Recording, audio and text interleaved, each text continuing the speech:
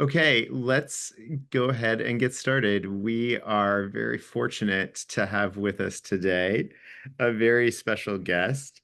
We are joined today for our second Global Town Hall of 2025 with the 18th president of the university, Father Bob Dowd. Father Bob, thank you for joining us very much. It is really wonderful to be with you today. Well, it is great to be with you, Michael, and great to be with all our global colleagues. I appreciate the opportunity. It's great to be with you all. You have come off of a fantastic first year, and we really appreciate your time this morning to talk with us as a division. And what we've been doing lately, just as a reminder for you, is we've been inviting different leaders around campus to have these kinds of conversations so that the division, no matter where they are in the world, whether it's Nairobi or Sao Paulo or Dublin, have the chance to hear from different leaders. And of course, we're really thrilled that you're here today.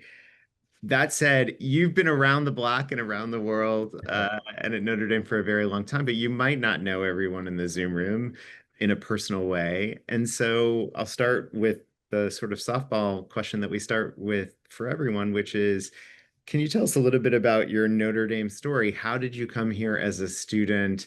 And then how did you come back as a faculty member? And how did you become a priest in the meantime? That could probably take the full hour, but we'll I'll give start you there. Yeah. I'll give you the abbreviated version. And once again, thanks everybody. Thanks for everything you do. I want to start just by saying that. Just so grateful for everything you do around the world on behalf of Notre Dame and to advance our mission. I'm truly grateful. Um, Yeah, so a little bit about me and my background. I grew up not far from Notre Dame, actually, 30 miles to the west, Michigan City, Indiana, which is on the southern tip of Lake Michigan. It's about 50 miles from Chicago.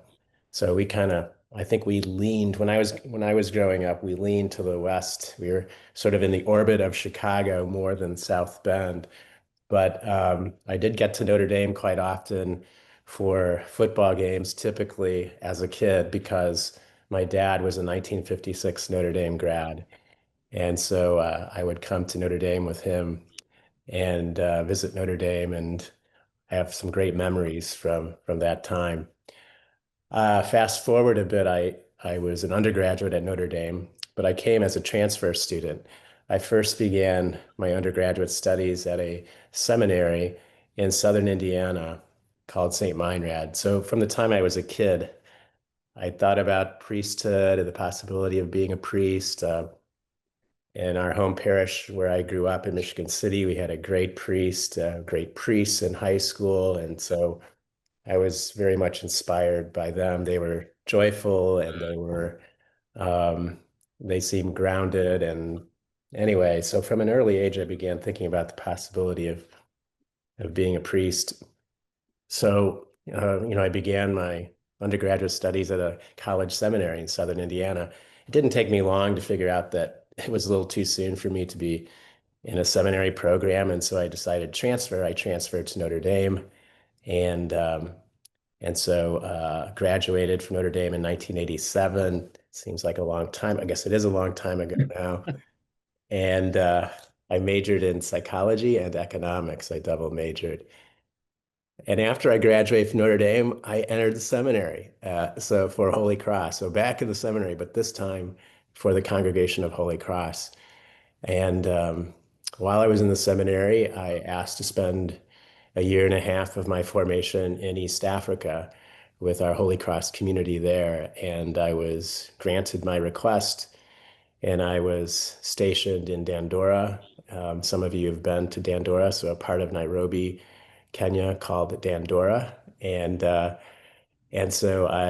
formation house was located in Dandora, and that was a transformative experience. That year and a half was truly a great gift. It really stretched me and challenged me and inspired me and continues to have an impact on me. It's shaped my life in many ways. That year and a half, just sort of the way it impacted my perspective on the world, on the church, and helped me to gain insight, also in my own in terms of my own discernment, my own personal discernment towards the priesthood and religious life. And so that was an amazing year and a half. I studied for one academic year while I was in Nairobi, one academic year at the Jesuit School of Theology in Nairobi called Hekima College. And then I worked full time 6 months at our parish in Dandora. By that time, this was the last 6 months of my time there as a seminarian. Um, by that time, I had learned enough Kiswahili, to be truly dangerous. And I'm sure I provided uh, lots of entertainment for the people of the parish with my broken Swahili. But it was a great gift. I came back to the States and finished my theology at the Jesuit School of Theology in Nairobi. I'm sorry, in Berkeley. So a lot of time with the Jesuits. For a Holy Cross priest, I spent a lot of time with the Jesuits. And then back to Notre Dame, where I worked in campus ministry for 3 years, and served as an assistant rector in a residence hall, Flanner Hall. And then I went off to graduate school to study at UCLA and began by getting a master's in African Studies. And then I began the PhD program in political science. After completing my PhD, I returned to Notre Dame to join the faculty in the Department of Political Science, and that was way back in 2004. So for a little over 20 years, it's hard to believe. I've been a faculty member here for a little over 20 years. So yeah, that's a bit of my journey. And then, of course, I had the opportunity to work with others to found the Ford program, and truly grateful for that experience. So for 10 years, I served as director of the Ford program, had the opportunity to work with people like Jackie, who is probably on this call, most certainly, and with others, and truly grateful for that experience. And then came to work with you, Michael, Great. and yes, at what was called then NDI, what we call now NDG. And so that was a great experience, even though it was all pandemic all the time. It just so happened that I joined the NDI team just as the pandemic was breaking out, and so it was a challenging time for everyone. There's no doubt about that. But I was so inspired by how people pulled together under your leadership, Michael, and navigated all those challenges, and people responded with such grace and care for each other, and for our students, and I truly, that was an inspiring experience, even though it was also very, very challenging.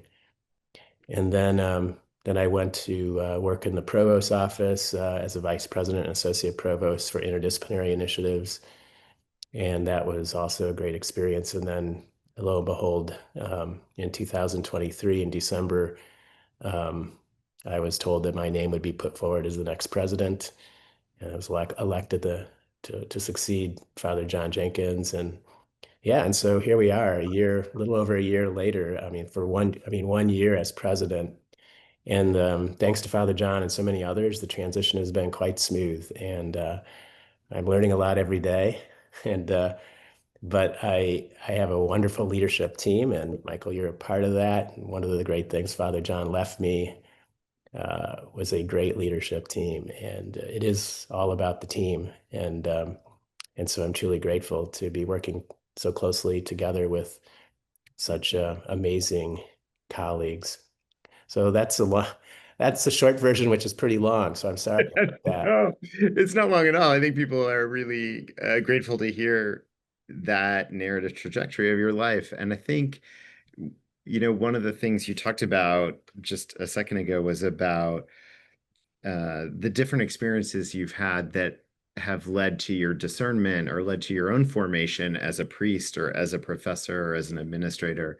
And one of the things that I think anyone who knows you, who's worked with you, appreciates is that you take those reflective times very seriously. And one of the things you're, I think, excellent at is accompanying people on their journeys, accompanying a student in the classroom or accompanying um, one of the residence hall community members in Kavanaugh.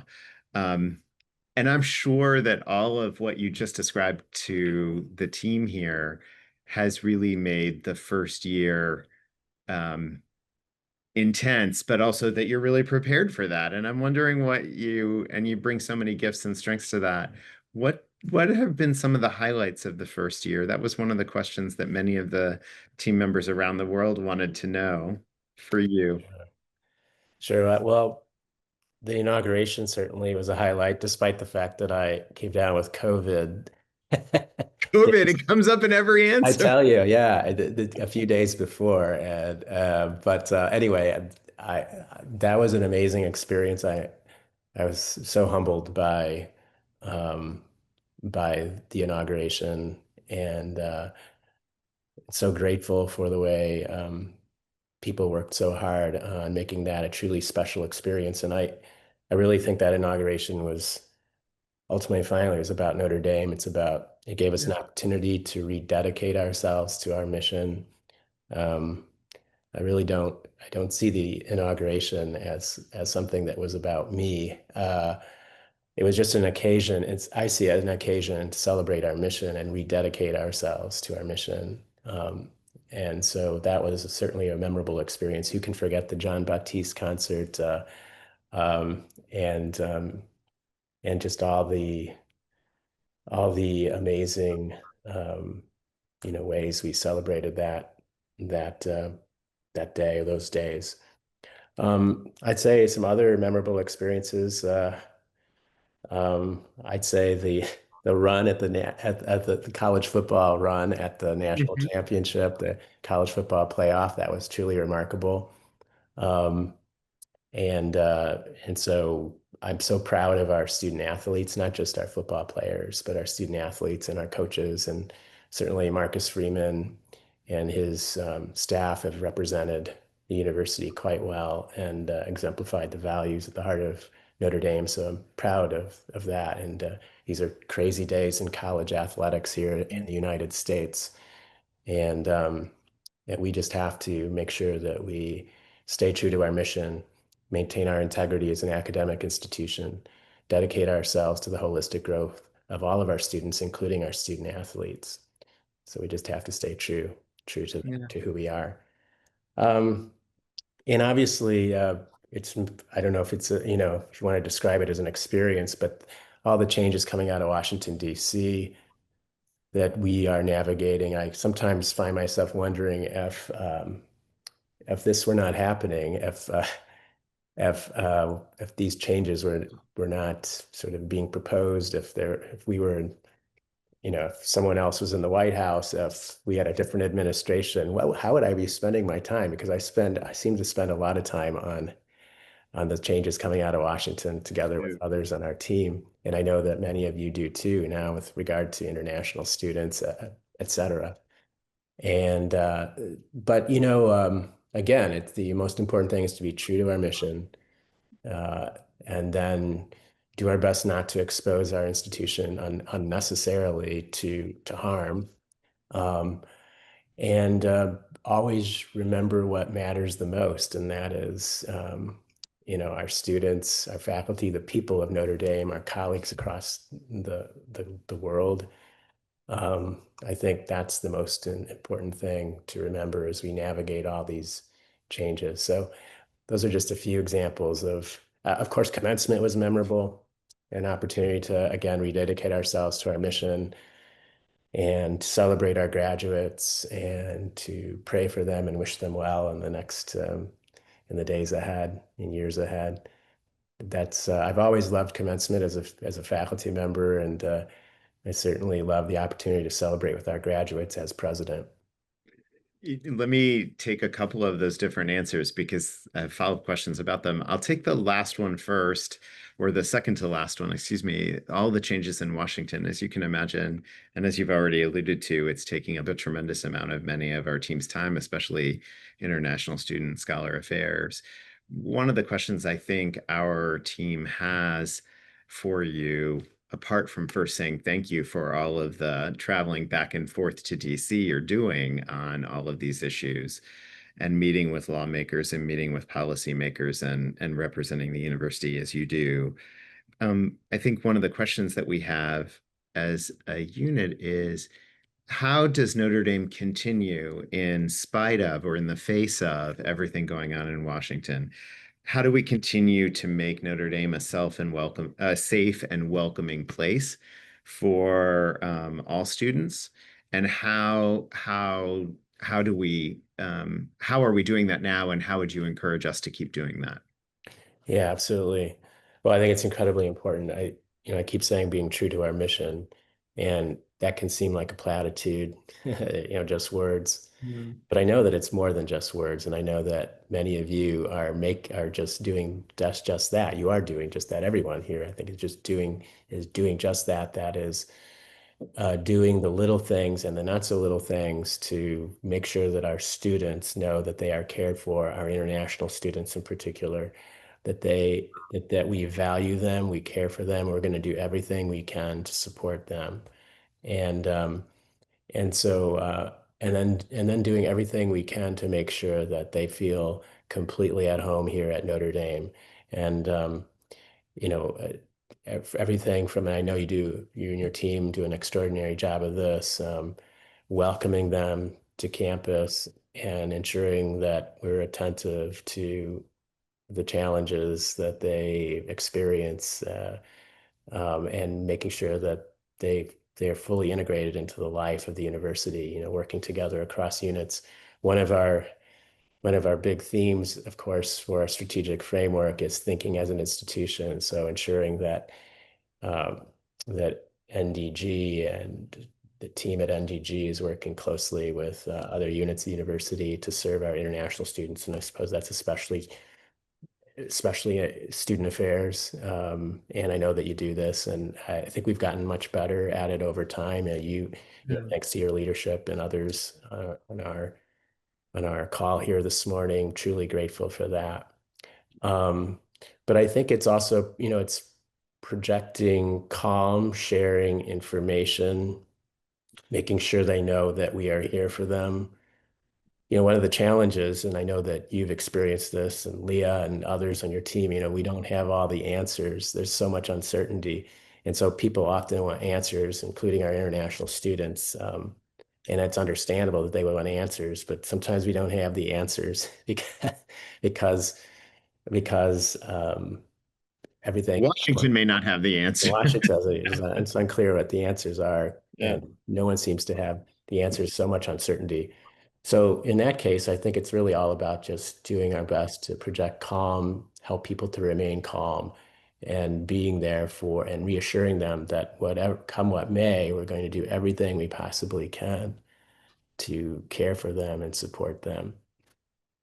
In your inaugural address, it was a beautiful mass, a beautiful dedication and recommitment of the university to the values that we all hold true. You announced the Pathways program. That alone is a testament to your commitment to not just international students, but to all students who want and should have access to a Notre Dame education. Could you share a little bit with the team about why you felt that was so important for the university to adopt and why that was a really important first announcement and gesture for you and how you came to that decision. It was a Sure. beautiful one, and we were all thrilled, and the students are thrilled, as you could hear in the Purcell Pavilion that day. It was really thrilling. It must have been thrilling for you to hear that response and that sort of warmth of agreement about the need to do it. But walk us through that. Yeah, I'm just grateful for the hard work that so many people have put into the essentially this. So it's the work of just incredible stewardship over time that has put the university in the position to announce what I announced at the inauguration, that is going loan free for students, and also need blind domestic and international students. And so I'm grateful for all the hard work that went into us being able to, and that's years and years and years of stewardship to put us in a position to be able to do that. And I feel like I was just the mouthpiece, although I believe firmly in it. I wasn't just a mouthpiece. And I think that we need to keep striving, working at being a more global institution. And and that's because of our Catholic mission and identity. Um, we need to become more reflective of the rich diversity of the Catholic community. Our undergraduate student body needs to be more reflective of that rich diversity of the Catholic community in and beyond the United States.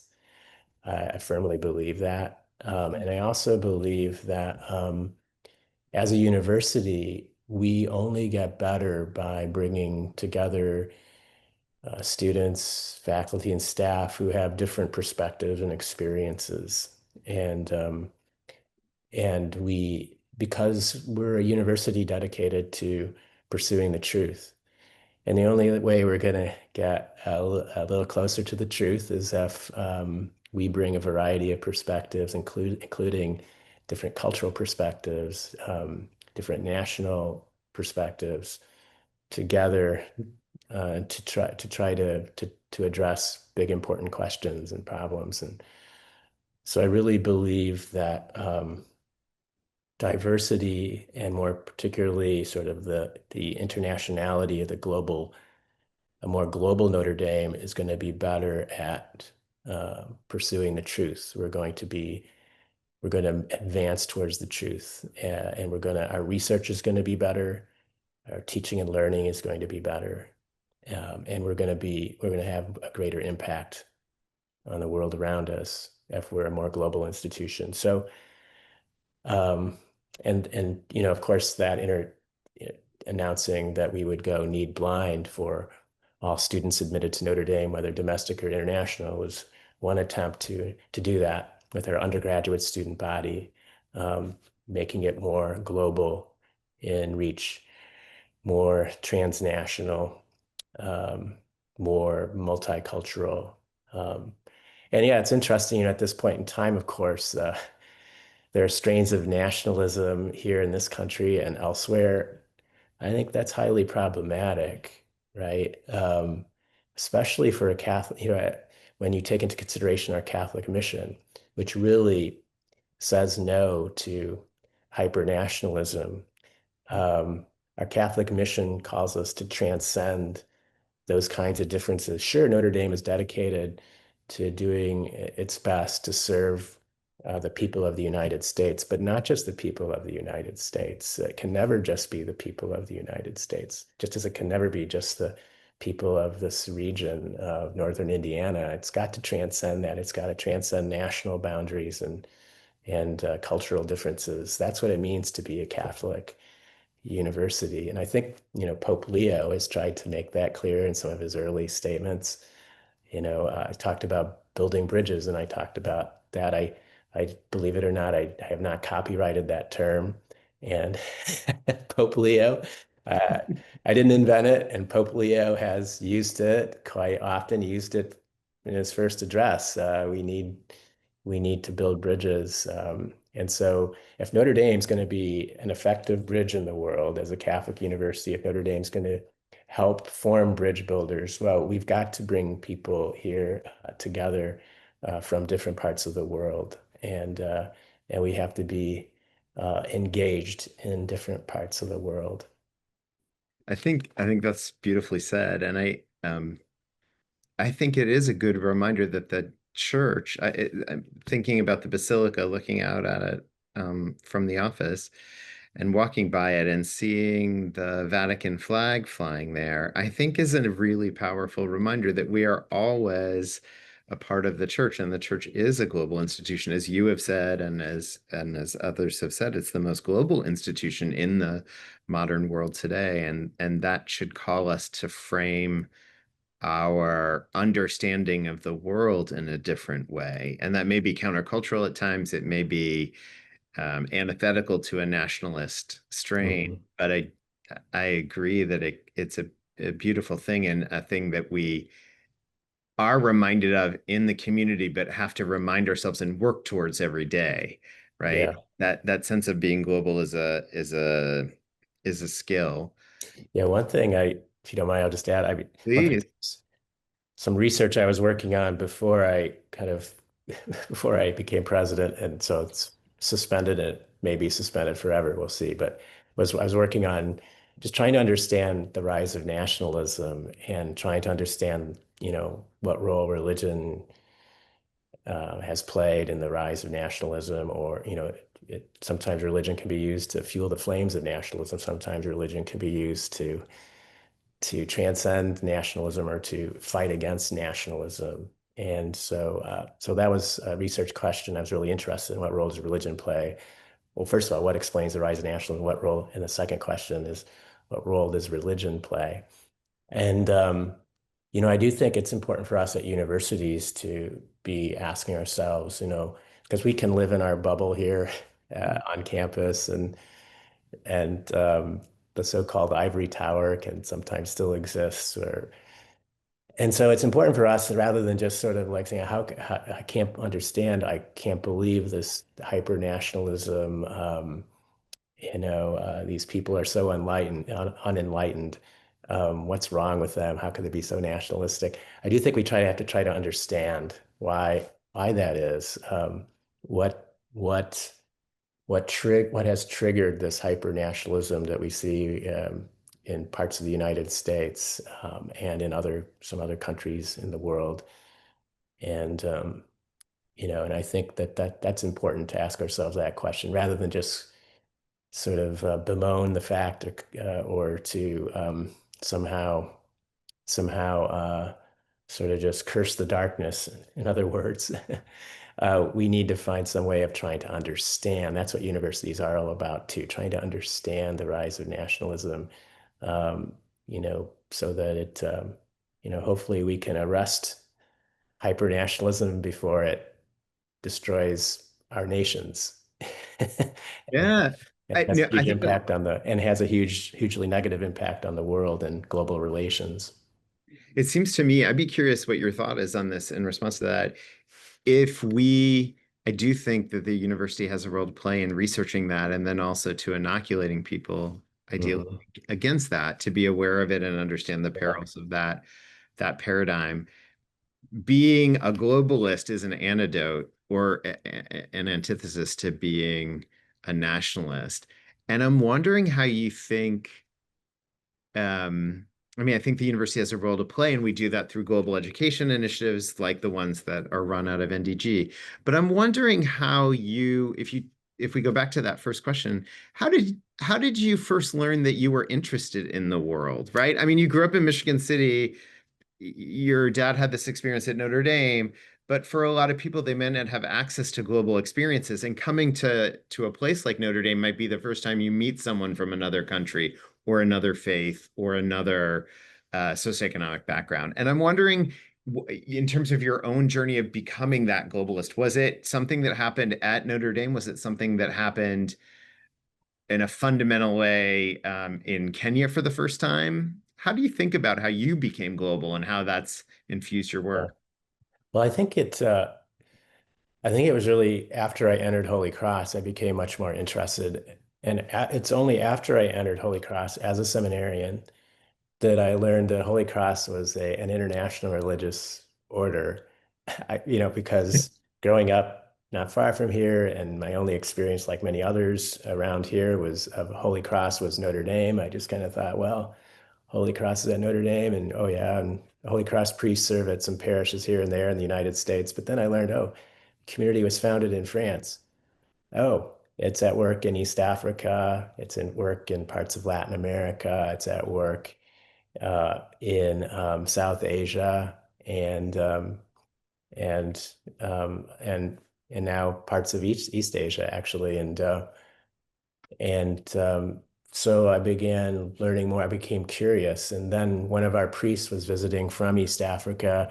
He was an American who had worked in Uganda for, well, pretty much his whole priesthood, and he presented on the work of Holy Cross in East Africa when I was in my second year of the seminary, and I don't know, something lit a fire in me. I became Hmm. curious. I suddenly found myself really wanting to go. So I think that's kind of how it began. I think It began when I mean, not that as a student, I certainly had the opportunity here at Notre Dame to, to learn about other parts of the world, and to interact with people from other parts of the world, although our international student body was pretty small in the mid 1980s. There were a few, but it wasn't very representative. And and so I think it really was after I joined Holy Cross, an international religious order, and I began to think about there's a beautiful line in the constitutions of the Congregation of Holy Cross, which is kind of our rule of life, if you will, and it upholds the ideals of what it means to be the Congregation of Holy Cross in the world. And one beautiful line is that there's no culture of this world that can be our abiding home, that we must cross boundaries of every sort in order to do our work. We can't be constrained by boundaries. That includes national boundaries. Um, and uh, and so I think that that had a huge impact on me. That's a powerful sentiment. I would love to find that and have us talk more about that because I think that can be a North Star or Southern Cross, as the case may be for this group, to guide us. That is what I think we mean. I'd have to think about it more, but I think that is what we mean when we talk about what does it mean to be a global citizen. You have Mhm. to realize that there aren't any boundaries, that you have to find those spaces of compromise and learning and humility and Mhm. encounter. We talk about encounter a lot, right? That's a form of Yeah. encounter.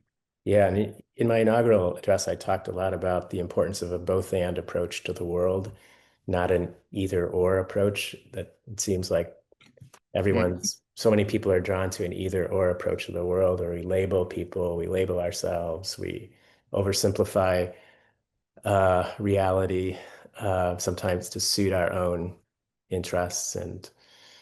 Um, but I think the both and approach recognizes that we can be proud of our country. We can be dedicated to, being great citizens of our own countries and being proud of our country and our heritage. And at the same time, be concerned about people across the world and recognize that that it's important to see that we all share something in common and that we need to work together across boundaries, across national boundaries, in order to make this world a better place. That we can have strong national communities and strong global community too. That both are important.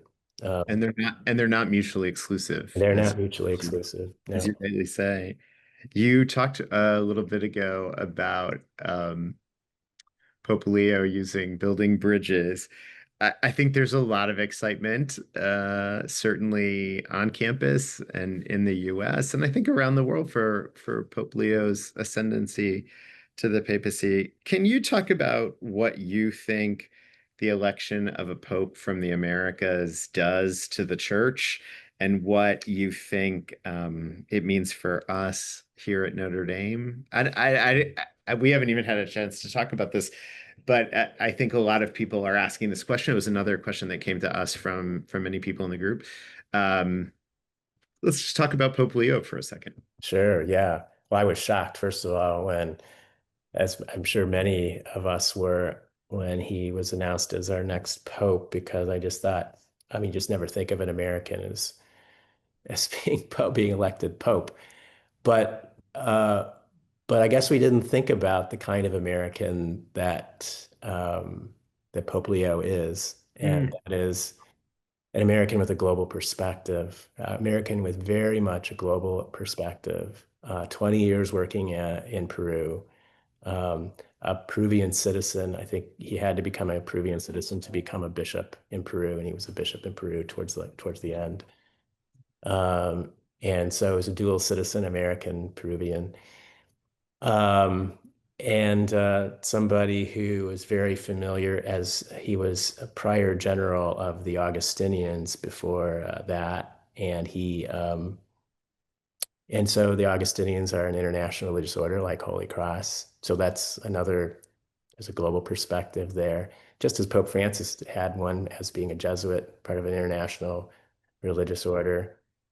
Um, so an American, yes, but an American with a global perspective, and somebody who also understands what it's like to work with people on the margins of society, somebody who is very attentive and sensitive to the plight of the poor. And in that sense, very, very much. I mean, I'm not saying that all of our previous popes have kind of have had that sensitivity, but maybe Pope Francis had it in an intensive way since he, I think, came face to face with it much more often than some of his predecessors. And I think Pope Leo brings the same kind of Mm. informed informed perspective on the world and the plight of the poor and the marginalized. So yeah, I think it's an exciting moment. I guess for Americans, it's exciting in the sense that there's a pope who, though very much a person of the world, I mean, and somebody who understands the challenges and has a global perspective, he would not have been elected pope otherwise. Um, he also understands the United States. He understands the challenges that we face in the United States, the political, economic, social, and religious challenge. He understands the challenges of Catholic Church in the United States, probably like no other pope has. And for Americans, that's exciting too. But I think for our purposes here, the important point is he's a pope uh, he's an American with a global perspective. Um, he we know that he's like many of his predecessors. He speaks many different languages. I don't know what the exact number is, but four or five at least, five maybe. Um, so that's very atypical for Americans. Right, it is. And so, yeah, I'm very hopeful and, and pray for Pope Leo every day. I have never met him, even though, he's from the south side of Chicago and went to high school up in Holland, Michigan. Some people were concerned that he might have applied to Notre Dame and been turned down, to tell you the truth. Well, we looked into our record. There's no record of that.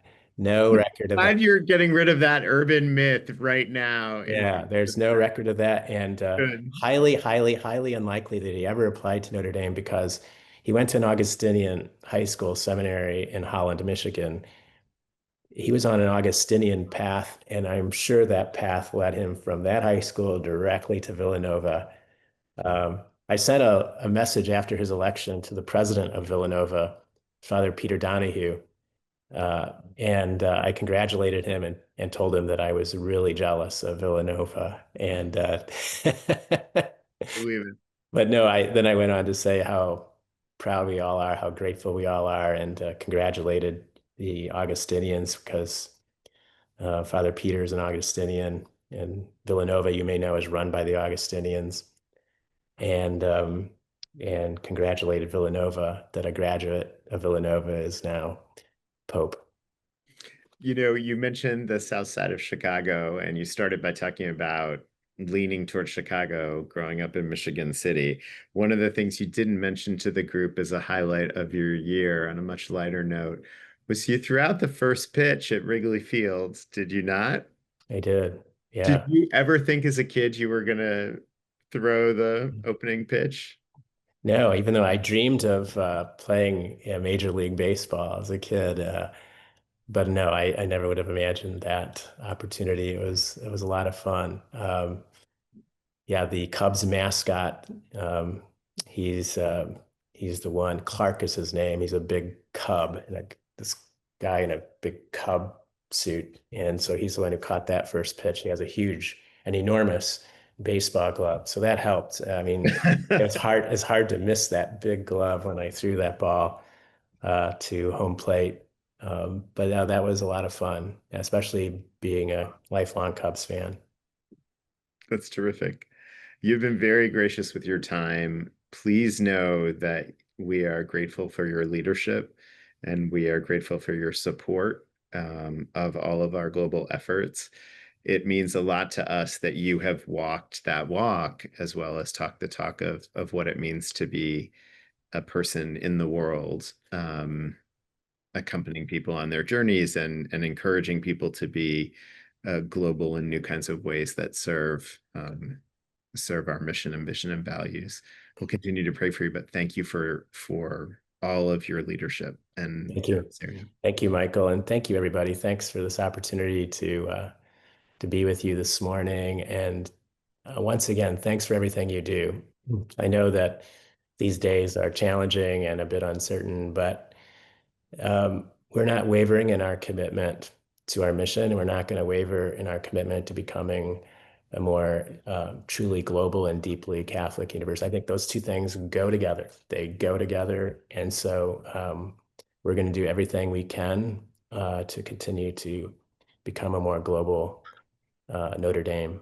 And I think our mission calls for that, demands that. So we're going to do everything we can to navigate the challenges that we face and do everything we can to make Notre Dame um, the global institution that I think we're called to be. So thank you for everything you do to advance those efforts. Thank you for saying that. We are up for the challenge as a division, and it brings us great joy, and it's our vocation and calling, and we're happy to advance Notre Dame in this way in the service of others. So thank you for that. Have a great day. Thanks. Thank you. Thanks very much, everyone. Thanks, Michael. You bet. I'll see you later. Bye bye. Okay, everyone. I hope you found that to be a fascinating conversation. He is a wonderful leader and advocate, and I'm really grateful that he took the time this morning to speak with us. He has just come off of a really intense semester, as you can imagine, and he is commuting. He downplayed this, but he is commuting to DC all the time to talk to policymakers, governmental leaders, to plead the case about what we do and why what we do as educators is important and why higher education needs to be empowered to flourish. Now more than ever. So he's been a great advocate on that front for international students and scholars, for access to higher education. He's also been talking about athletic reforms. You heard his passion about that early on in the conversation.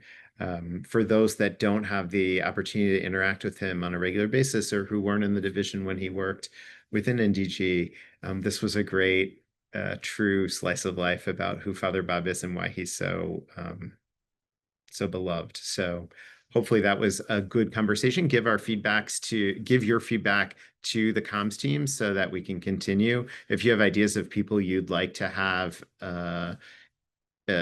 interviewed in future chats, in future town halls, please let us know that too. We're always looking for suggestions so that we know who you would like to hear from. I will end our meeting here by saying to everyone, I know this is an incredibly busy time. We have a record number of people studying abroad in the summertime. We've got the challenges that we've talked about in the morning already about our international students and scholars, and ISSA is working round the clock. And I'm grateful for that work, just as I am for the study abroad team, both here and in our global locations. If you're working on global faculty research, now is the time faculty are headed out on some of those research grant programs.